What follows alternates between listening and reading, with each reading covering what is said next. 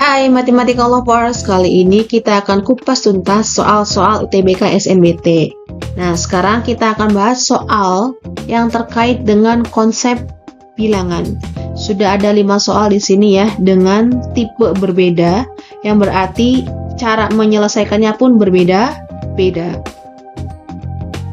Oke, baik, langsung kita bahas untuk tipe soal yang pertama, yaitu jika X BY sama dengan X dikali Y dikurangi X min Y, maka 5B dikali 6B3 adalah, nah, untuk cara cepat menyelesaikannya, kalian tinggal lihat nih, kira-kira mana sih yang bentuknya sama dengan yang diketahui. Nah, yang diketahui kan tadi X, BY kan. Nah, kita lihat di sini, yang bentuknya sama itu adalah si 6B3-nya. Di mana 6 ini sebagai X dan 3 ini sebagai Y-nya. Nah, berarti kalau kita uraikan dari si 6B3 ini ya, berdasarkan informasi yang sudah adanya, menjadi X kali Y, berarti 6 kali 3 dibagi X min Y, berarti 6 kurangi 3. Nah, 6 kali 3 itu 18, 6 kurangi 3 itu 3, 18 dibagi 3 nilainya 6. Nah, berarti dari soal yang semula 5B, 6B3 menjadi 5B, nah 6B3-nya itu berubah jadi 6. Nah, ini juga bentuknya sudah sama dengan informasinya ya, yang diketahui, si XBY-nya. Berarti 5 ini sebagai X dan si 6 ini sebagai Y. Kita hitung lagi nih, dengan X kali Y menjadi 5 kali 6 dibagi X min Y. Berarti 5 kurangi 6. 5 kali 6 30 dibagi 5 kurangi 6 negatif 1 atau min 1, berarti 30 bagi min 1 adalah min 30. Ini jawabannya. Oke, kita lihat di sini. Ternyata tidak ada ya di sini yang benar, maka jawabannya adalah E. Kemudian nanti tipe soal yang kedua. Jika XY sama dengan 5 dan X kuadrat ditambah Y kuadrat sama dengan 7, maka nah, kita disuruh mencari nilai X plus Y kuadratnya nih. Nah, ini kelihatannya susah ya, tapi sebetulnya kalian cukup mengingat konsep aljabar saja.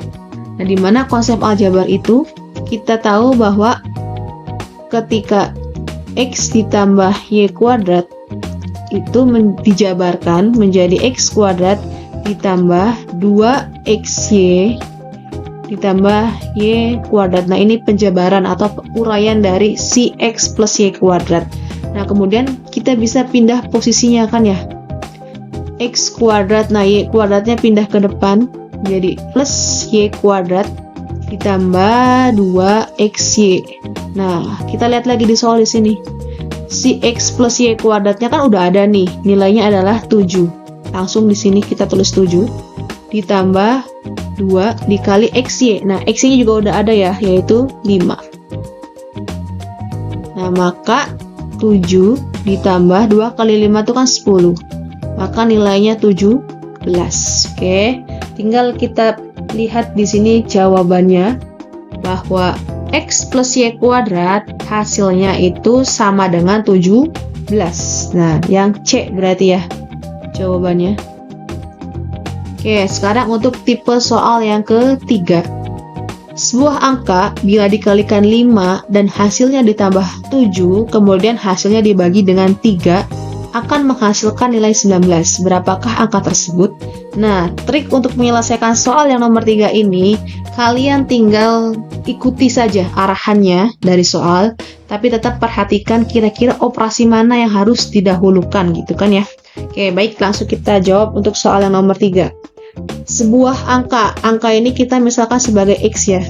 Nah, kemudian kita ikuti arahannya. X ini dikali dengan 5, di mana hasilnya ditambah dengan 7. Nah, kemudian hasilnya dibagi dengan 3. Oke, berapa nilainya? 19. Nah, kalau ada soal seperti ini mudah sekali sebetulnya ya. Oke, kita kalikan dulu nih dengan yang 19 ini, maka menjadi X kali 5 ditambah 7 sama dengan 3 kali 19 itu kan 57 gitu kan ya. Oke. kemudian X kali 5 ini kita biarkan dulu. Nah, 57 ini 7-nya menjadi min ya, dikurangi 7, maka menjadi X kali 5 sama dengan 50. Nah, yang mau kita cari kan si angka tersebut kan, angka itu kan si X-nya, berarti X sama dengan 50 dibagi 5, berapa nilainya? 10.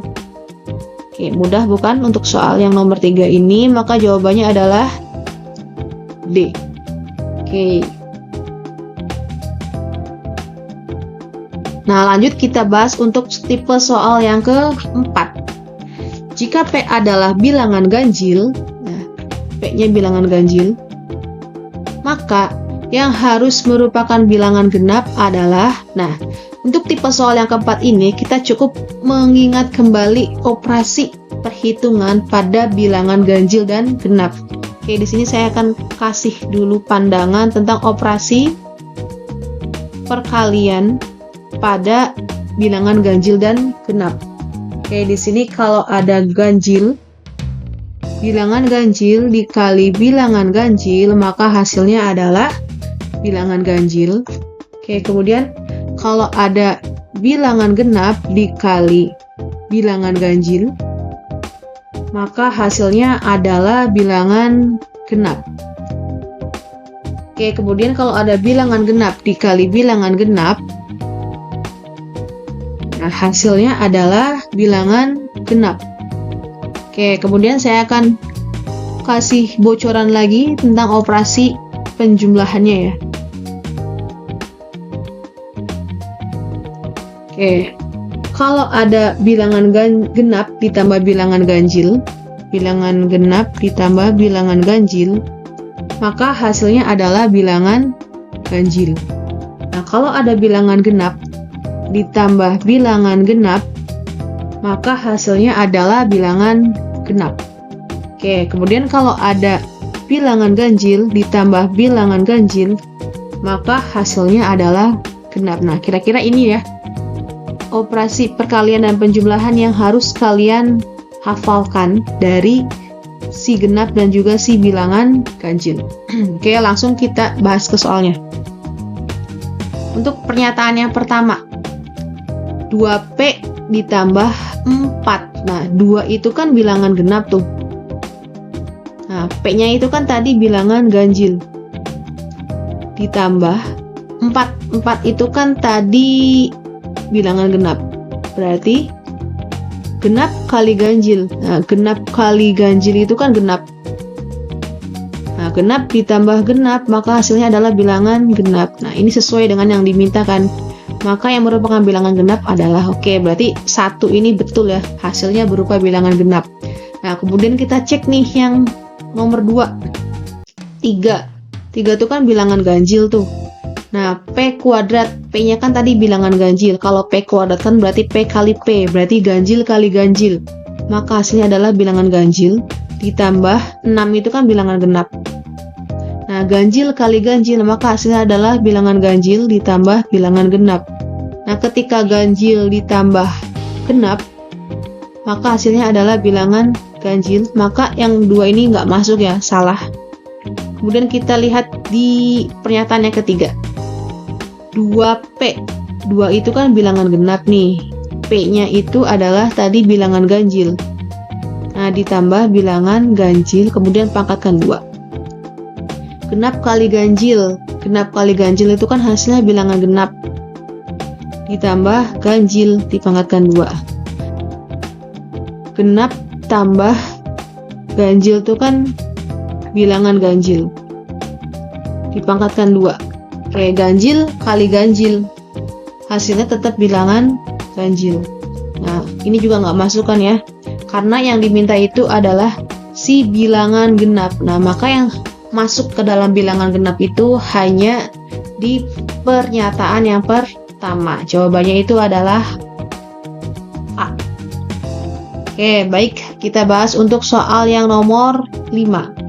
Jika M adalah sembarang bilangan bulat positif dan diketahui 2X ditambah M sama dengan Y, kemudian M tambah Y sama dengan X, dan X tambah Y sama dengan Z. Nah, ada 3 persamaan ya. Yang dicari adalah nilai maksimum. Yang mungkin dari X plus Y plus Z adalah, nah berarti untuk tipe soal yang 5 ini, kita lihat di sini nih. Yang bentuk persamaan sederhana itu kan yang ini sama yang ini kan ya. Nah, kemudian yang variabelnya banyak muncul itu adalah si X dan juga Y. Maka kita akan rubah ke si variabel X dan juga Y. Ini jadinya M sama dengan X dikurangi Y ya. Nah, kemudian yang ini Z sama dengan X ditambah Y. Oke, selanjutnya yang ini kita uraikan. 2X ditambah M sama dengan Y. 2X ditambah M-nya itu kan berubah menjadi X min Y sama dengan Y gitu kan ya. Berarti 2X tambah 1X 3X sama dengan, nah yang ini Y pindah ke sini ya. Jadinya Y tambah Y menjadi 2Y. Oke, kita mau buat perbandingan kan ya. 3/2 sama dengan Y per X. Berarti ini kalau kita buat perbandingan 3/2 sama dengan Y per X. Nah, dari sini kita peroleh informasi bahwa nilai X-nya itu 2 dan nilai Y-nya itu adalah 3. Oke, selanjutnya kalau kita sudah dapat informasi tersebut, kita uraikan kan ya. Yang dicarinya siapa? X plus Y plus Z. Berarti X-nya tadi berapa? 2 ditambah Y-nya 3 ditambah Z-nya itu kan tadi dari persamaannya ya, X tambah Y kan. Berarti 2 ditambah 3 ditambah tadi X-nya 2 ditambah Y-nya 3. Oke, maka hasilnya adalah 5 tambah 5 nilainya 10. Nah, kita lihat di sini jawabannya adalah A. Oke, sudah 5 soal ya dari konsep bilangan dengan cara berbeda untuk menyelesaikannya. Berarti selesai. Sampai jumpa pada pembahasan soal selanjutnya.